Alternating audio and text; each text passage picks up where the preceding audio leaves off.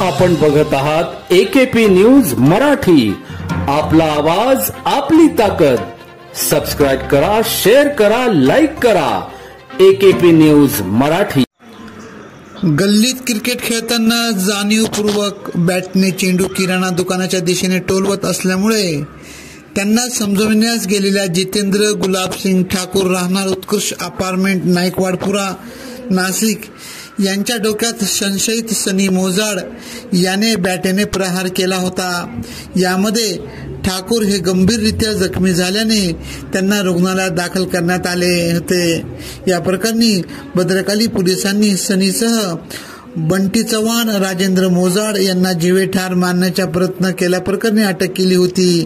त्यांना न्यायालयाने पोलीस कोठडी सुनावण्यात आली आहे।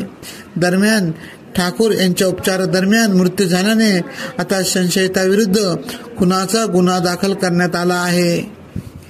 संशयित सनी मोजाड यांचे वडील राजेंद्र मोजाड यांनी दिलेल्या फिर्यादीवरून शनिवार दिनांक 15 जून रोजी विनायक ठाकूर, जितेंद्र ठाकूर, सुनीता ठाकूर यांनी शिवगाळ करत वीट फेकून मारली व जखमी केल्याचे म्हटले होते।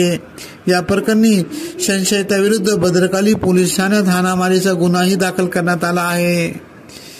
जितेंद्र ठाकूर हे एका खासगी बँकेत कर्मचारी म्हणून नोकरीला होते। संशयित सनी याने बॅटेने 4 ते 5 वेळा डोक्यात प्रहार केल्याने त्यांच्या डोक्याला जबर दुखापत झाली होती। उपचार दरम्यान त्यांना डॉक्टरांनी तपासून मयत घोषित केले।